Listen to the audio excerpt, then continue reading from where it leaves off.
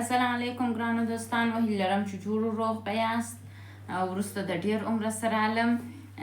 موضوع مو ده د واده وروسته د مینې ساتلو اول قانون. یو پلیلیست مو څه وخت تر مخه جوړ کړی و په نامه ده په واده سوي ژوند کې د مینې ورکولو زده کړه. موږ ډېر کسان د واده در مخه یا هم د واده په نوي شپو کې خپل د میړه و مینې ته یو ډول خوشحالي لرو یا مثلا ډېر ښه ژوند سره کوو. وروسته دا ژوند خراب سي. راځو پر دا باندې مو خبرې کړې وې چې څنګه کولی سو د واده وروسته خپل ژوند ښه کړو. اوس راځو یو څو قوانین سته د دې دپاره چې د واده وروسته زموږ ژوند چې سي ښه سي. نو دا اړوند به خبرې سره وکړو. راځو د واده وروسته د مینې ساتلو اول قانون یې څه دی؟ اول قانون دا دی چې تایید کوونکی خبرې باید میړه و مینه یو بل ته وکړي. کله چې تاسو واده کوئ دا زده کوئ چې دا ستاسو د ژوند ملګری کامل نسي کېدلی. په انسانان ټوله کامل نسي کېدلی. کامل یوازې الله جل جلاله دی او د الله جل جلاله په نومانو کې هم د کامل لفظ ده. په غیر د الله څخه بل څوک کامل نسته او موږ انسانان نیمګړتیاوې لرو. ځینې د قوت نقطې لرو چې هغه وپارولو ته ضرورت لري، ځینې د ضعف نقطې لرو، یعنې یو ډول مشکلات لرو موږ انسانان، کامل نه یو. راځو مارک توین یو خارجي عالم دی. هغه وایي و یو ښه صفت د 2 میاشتو دپاره موږ چې کولی سي ژوند ته هڅولی سي. یو نفر ولاړېږي د یو چا صفت کوي. کله چې صفت په جمع کې وسي وایي دی 2 میاشتې ښه ژوند کوي، تشویق سوی. بل سلیمان یو شاعر دی. هغه وایي کلام د ژوند او مرګ قدرت لري. په یوه خبره موږ کولی سو یو نفر و مرګ ته ودروو، په یوه خبره کولی سو یو نفر و ژوند ته وهڅو. نو همیشه بیداره واوسېږئ چې د خلکو سره څه رقم خبرې وکړي. اوس یو خبره ډیره وایرل سوې ده په سوشل میډیا کې. وایي تاسو انسانان خپل د کلام سره ډیر توجه وکړئ. وایي تاسو په دې نه یاست خبر چې کوم انسان څه رقم رواني ناروغۍ لري. اوس رواني ناروغۍ ډېرې سوي چې په دنیا کې پخوا هم وي، خلکو نه پیژندلې، اوس پیژندل سوي دي، ډېرې سوي دي. د دې دپاره چې تاسو د انسانانو حمایت وکړئ، کوشش وکړئ د خلکو سره مهربانه واوسئ. اوس راځو چې دا خبرې ولې موږ تاسو ته کوو. وایي صفت کول او مننه ویل د مینې د اظهار قوي توکي. چې مثلا موږ چې کور ته راځو، په کور کې اولین شي ته چې ضرورت لرو هغه ګاز دی چې یو شی پرې پوخ کړو، برق دی چې رڼا ځان ته به وکړو، ځان په تود کړو، ځان په یخ په وساتو. لیکن راځو و مینې ته و ژوند ته. په ژوند کې یو شی چې ډیر مهم دی هغه څه دی؟ صفت کول او مننه ویل دی، چې متاسفانه موږ ډیر نه کوو. موږ د ژوند د ملګري څخه مننه نه کوو، نو ورته وایو چې مننه زما دپاره چې دا کارونه وکړه یا کارونه دې وکړه. راځئ مینه کول زده کړو او نور ووایو چې په دغه څېړنه کې نور موږ ته څه وایي. وایي تاسو کوشش مه کوئ چې خپل د ژوند ملګري ته چاپلوسي وکړئ، غوړهمالي وکړئ او یا هم درواغ ورته ووایاست. نه خیر، درواغ مه وایاست، په حقیقي توګه د هغې خبرې تایید کړئ، ویې منئ. ګورئ دا رقم تایید امیزه خبرې ورته وکړئ. ستا سره دغه کالي نه ښه ایسي، ستا دغه کار مې خوښ دی، ستا دغه عمل مې خوښ دی، ستا په وجود کې مې ستا سترګې خوښېږي، ستا شونډې مې خوښې دي، زما ستا چهره خوښه ده، ستا اندام مې خوښ دی، ستا قد مې خوښ دی، ستا نوم مې خوښ دی، ستا اخلاق مې خوښ دی. یعنې خپل د ژوند ملګري ته دا ور په یادوه چې په تا کې مې څه خوښ دي او څه د دې سبب سوي دي چې زه ستا سره مینه وکړم. دوهمه خبره د تایید امیزه خبرو په ادامې سره چې تاسو کولی سئ ښه تایید امیزه خبرې وکړئ، هغه تشویق دی. وایي تایید کوونکې خبرې فقط شروع ده د مینې د اظهار. په دوهم قدم کې تاسو باید تشویق موجود وي. که تشویق موجود نه وي، دغه ژوندي انسانانو څخه شخصیتونه نه جوړېږي. ژوندي انسانان ځي مکتبو ته تشویقېږي، په تشویق باندې مخ ته راځي، مکتب خلاصوي، د مکتب وروسته پوهنتون ته ځي، په پوهنتون کې تشویقېږي، شخصیتونه ځینې جوړېږي. که تشویق نه وي د هېچا څخه هېڅ شی نه جوړېږي. بل وای دوهم قدم کې د تشویق موږ تاسو ته معرفي کوي خو په تشویق کې همیشه متوجه واوسئ چې غوړه او دروغ ونه وایاست حقیقي واوسئ حقیقي خبرې وکړئ وای هر انسان ښه عمل لپاره تشویق ته ضرورت لري چې تشویق یې کوي که تشویق نسي هغه ښه عملونه نسي ترسره کولی که زه پروانه ضیایي د مکتب په وختو کې نه وای تشویق سوې ما دومره جرأت نه درلودی چې زه ولاړه سمه ډاکټري ووایم ما به د ځان سره مثلا په مکتب کې به همیشه ماته استادانو ویله چې ته لایقه یې زما همصنفیانو به ماته ویل ته لایقه یې ما په وجود کې دا احساسات واخیستل چې اوه زه لایقه یم زه کولی شم سخت مضامین ووایم زه تکړه یم زه ولاړم شروع مې کړل سخت درسونه 10 کاله مې روانشناسي ولوستل نو چې 10 کاله مې روانشناسي ولوستل اوس د دې توانایي نه لرم چې بین المللي څېړنې راواخلم ترجمه یې کړم ویې لیکم او تاسو ته ووایم دا زه تشویق سوی یم چې دا حالت ته راغلی یم که تشویق سوی نه وای نه راتللی راځو وای د ژوند مهمترین څه د ژوند د ملګری دی یعنې کله چې تاسو دنیا ته راځئ او واده کوئ ستاسو په ژوند کې تر ټولو مهمترینه نقطه ستاسو د ژوند ملګری دی نه دنیاوي مسایل نه ستاسو پیسې نه ستاسو کور نه ستاسو مشکلات کله چې واده وکړئ ستاسو د ژوند لومړی غوښتنه یا لومړی هدف باید ستاسو د ژوند ملګري چې هغه ته کار وکړئ حمایت یې کړئ وای تاسو به دا اورېدلي وي وای کله چې تاسو نکاح وکړئ دین ویلي چې وای ستاسو ایمان کامل کیږي ولې ویلي دي چې تاسو نکاح وکړئ ستاسو ایمان کامل کیږي په دې خاطر یې دا خبره موږ ته کړې ده الله جل جلاله د الله جل جلاله پیغمبر موږ ته کړې ده په دې خاطر یې راته کړې ده چې موږ تشویق سو په دې خاطر یې راته کړې ده چې موږ نکاح وکړو زنا ونه کړو ارمنې ونه کړو غلط روابط ونه پالو نو موږ باید چې شو وکړو دا په یاد ولرو چې په نکاح سره زما ایمان مکمل کیږي نو چې کله زه نکاح وکړم د ټولو انسانانو څخه حق اولیت او چاته چې باید خدمت وکړم هغه زما د ژوند ملګری دي خو ګورئ دا خبره په دې معنا نه ده چې پلار مور کړه د پلرګنۍ وخورڅوه وایي ښه تشویق پټ استعدادونه زیږوي زه تاسو ته یو خبره وکړم دغه پټ تشویق چې پټ استعدادونه راغورځوي منځته یې راولي دغه زموږ په پښتني ټولنه کې یو ډول عیب دی څوک ښځه نه حمایت کوي ما یو ډېر مشهور شخصیت د افغانستان چې باور وکړئ ټوله یې پیژني د هغه میرمن شاعره ده هغه شعرونه لیکي دی د هغې شعرونه راواخلي خپل په نامه یې چاپ کړي خپل میرمنې ته د دا اجازه نور کوي چې هغه خپل شعرونه چاپ کړي زما میرمن دې شعرونه نه چاپي خو خیر دا د هغوی شخصي ژوند دی موږ حق نه لرو بله خبره پکښې وکړو داسې نو زموږ په ټولنه کې ډېر کسان شته چې میرمن یې ښه استعدادونه لري دوی کار نه دي ورته کړی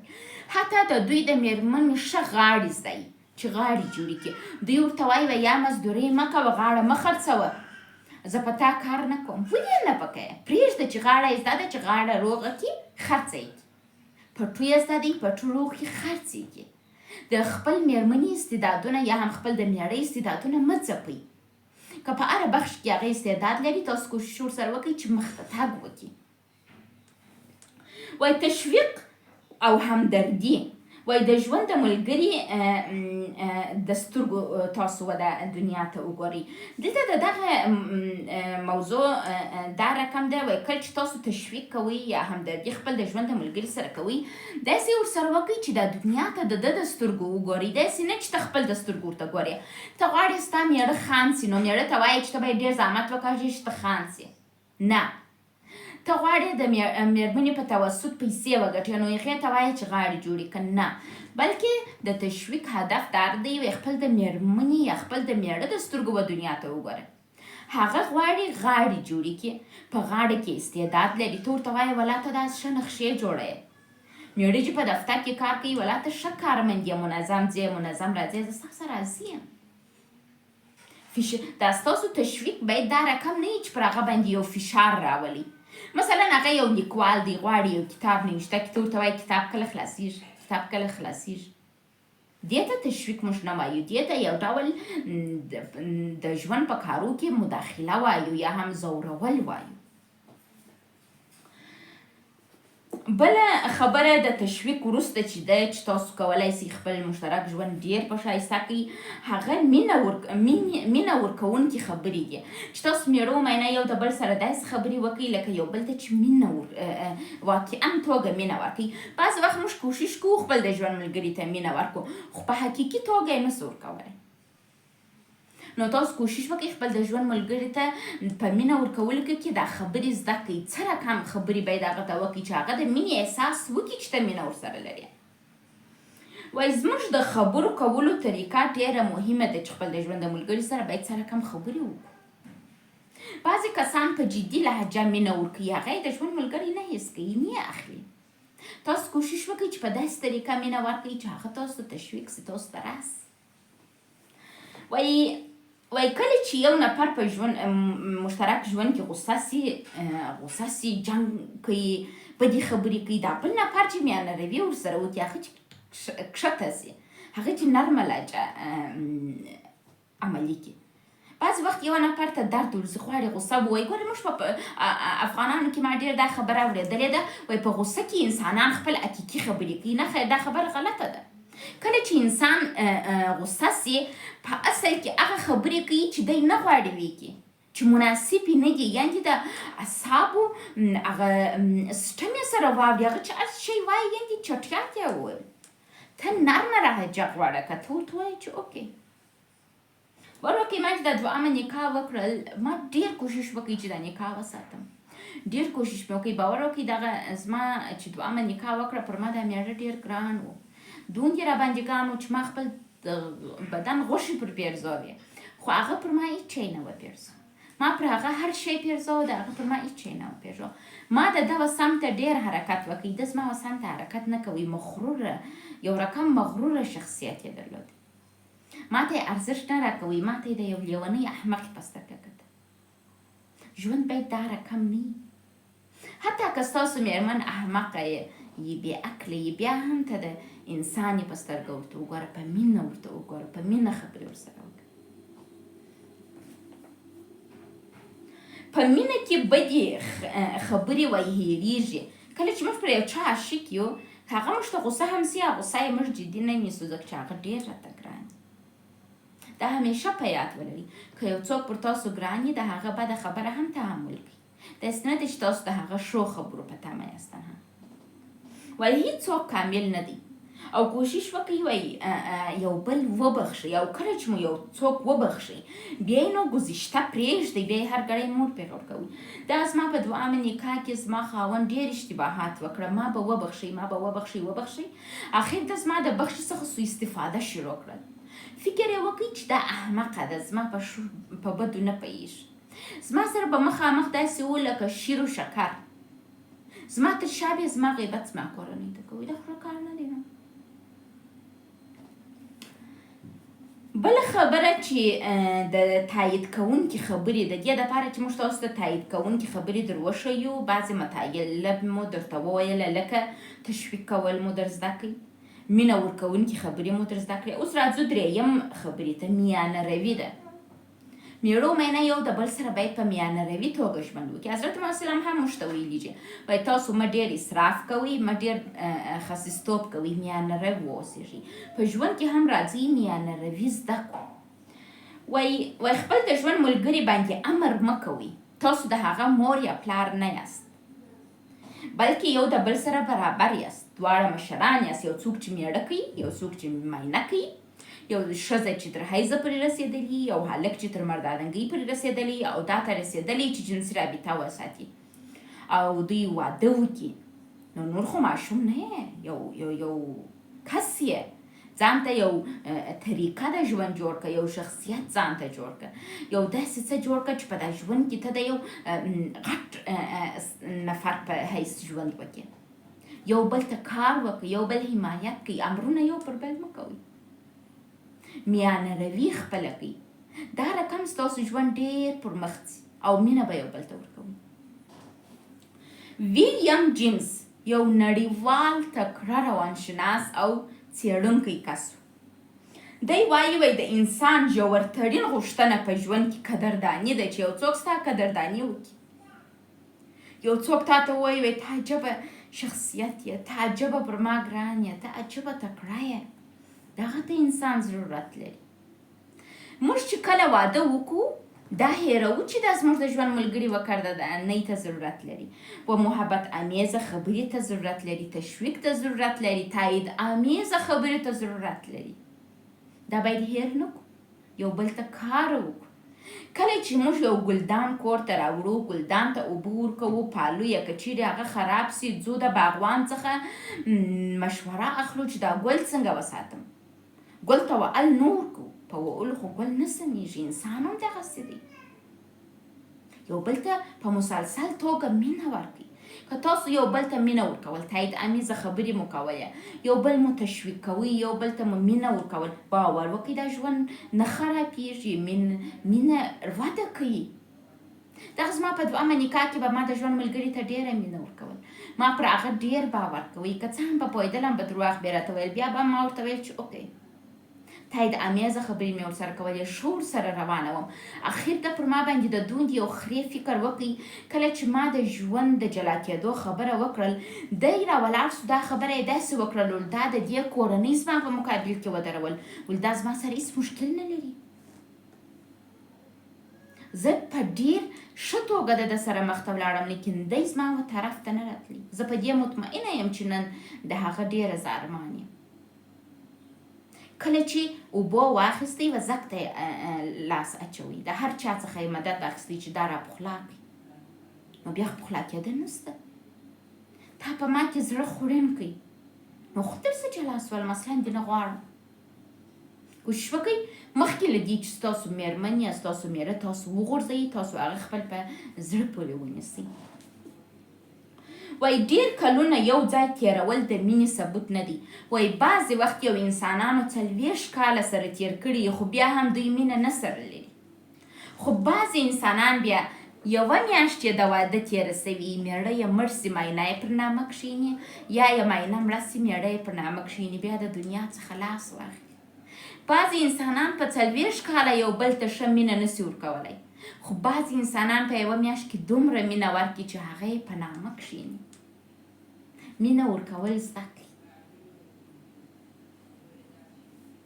وایي د ملګري صفت د هغه د کورنۍ او د خپلوانو په مقابل کې وکړئ. کله چې تاسو خپل د میړه یا د میرمنې صفت د هغه د خپلوانو یا د ملګرو په مقابل کې کوئ، د هغه خپلوان، د هغه کورنۍ او د هغه پر ملګرو ته ګرانېږي چې والله دا څومره محترم کس دی، دا زما د ژوند، دا زما د اولاد، دا زما د خپل، دا زما د دوست صفت کوي. هم ته پر ګرانېږي، هم ستا د ژوند د ملګري حمایت دی. وای تاسو خپل د ژوند د ملګري د قوت پر نقطو باندې کار وکړئ، چې قوت نقطو ته یې پرورش ورکړئ. داسې نه چې د ضعف نقطې یې ونیسئ او هغه ورټي. دغه زما دویمه نکاح ولې ناکامه سول؟ علت یې دا و چې د زما میړه به زما سره داسې ووم لکه شیر و شکر، یو خوږ، یو ډېر ښه انسان و. کله چې به زما شا سول، ته زما غیبت زما کورنۍ ته کوئ، زما دوستانو ته زما غیبت کوئ. کله چې زه خبره سولم چې دی زما غیبت کوي، ما زه داسې میړه څه کوم؟ ما به د ده صفت کوئ خپل پلرګنۍ ته، ده به زما تر شا زما غیبت کوئ زما پلرګنۍ ته. زما ابرو یې زما تر کورنۍ رايووړل. د دې دپاره چې تاسو ښه میړه یا میرمن واوسېږئ، اول باید خپل د ژوند د ملګري ابرو ته توجه وکړئ، او د هر انسان ابرو باید د خپل کورنۍ ته یې وروساتئ. که تاسو واده کوئ باید په دې پوه سئ چې ستاسو د ژوند ملګری یو کورنۍ لري، دا خپلوان لري. دغه ستاسو د ژوند ملګری مخکې له دې چې ته ده ته ناز یا مینه ورکړې، دا باید حمایت کې د کورنۍ په مقابل کې باید د کورنۍ ته یې دا ثابته کړې چې تاسو ډېر ښه اولاد تربیه کړی دي، ستاسو د اولاد سره زه خوشحاله یم، ستاسو اولاد ښه کس دی. په دا رقم سره تاسو کولی سئ هم خسرګنۍ ته دروند ثابت سئ، هغه که ښځه ده که نر دی، او هم خپل د ژوند ملګري ته ښه ثابتېږي. دا رقم نه چې ته غیبت کوې، په غیبت باندې، په بدو ویلو باندې هیڅوک ستاسو سره نه درېږي. تاسو باور وکړئ، دغه زما دویم میړه چې کله موږ سره جلا سولو، ما تصمیم ونیوی چې د ده سره جلا سم. ده ډېر کوشش وکړئ چې زما پلرګنۍ ته دا ثابته کړي چې پروانه زما سره مشکل نه لري، تاسې زموږ په منځ کې مشکلات راوستل، نور هغو ته هېڅ شي ارزښت نه ورکوئ. دغه د خپل خسرګنۍ ته خپل د میړه یا د میرمنې غیبت مه کوئ. هغه مخکې له دې چې ستا میرمن سي یا ستا میړه سي د هغو د کورنۍ فرد دی. یو خسرګنۍ خپل د مژور یا د زوم څخه دا تمه لري چې تاسو یې د اولاد صفت ورته وکړئ، نه غیبت. ګورئ دا په څېړنه کې دا موضوع راغلې ده. نو تاسو چې نن مې کوم مطالب درته وویله دا خپل په ژوند کې عملي کړئ. اولین قانون د واده وروسته خپل د ژوند د ساتلو دا چې دی تایید آمیزه خبرې کول، یو بل تایید کړئ، یو بل ومنئ، میانه روي وکړئ، یو بل تشویق کړئ، مینه ناکې خبرې یو بل ته وکړئ، یو د بل قدرداني وکړئ، یو بل مه سپکوئ. باور وکړئ دغه زما دویم میړه پر ما دومره ګران و چې ما فکر کوئ چې په دا دنیا کې به پر ما هېڅوک دومره نه ګران. او هغه هم دا ښکاره کول چې زه ډېره ورته ګرانه یم، خو زما غیبت یې کوئ. کله چې زه خبر سولم دی زما غیبت کوي، او هغه هم اصلا شرعي مسایل نه وه. که شرعي مسایل وای د زما غیبت کړی وای زه دسه نه جلا کېدلم، ما به ځان اصلاح کړی وای. خو ده په غیر شرعي مسایلو کې چې اصلا مهم نه وه، د زه و خلکو ته ټیټولم، د زه و زما و کورنۍ ته بې عزته کولم، زما ابرو یې رابود. نن په سوشل میډیا کې خلک لیکي وای ډاکټره روابط تدریسوي خپل روابط نسي منیج کولی. دا د ده د لاسه خلکو ماته ولیکل. دی جاهل و. موږ انسانان نسو کولی د یو بل چا جاهل دماغ ورپوه کړو. بعضې انسانان زموږ سره غلطه رویه کوي په دې خاطر چې هغه ناپوه دی. د دې دپاره چې پوه سئ تاسو زما ویډیوګانې واورئ، زده یې کوئ او هغه عملي کړئ. انشاءالله تاسو به وتوانیږئ چې خپل د ژوند مشکلات حل کړئ. خپل مشترک ژوند ته د یو رسمي دفتر په سترګه وګورئ. لکه رسمي دفتر ته چې کار کوئ خپل مشترک ژوند هم کار وکړئ. مننه.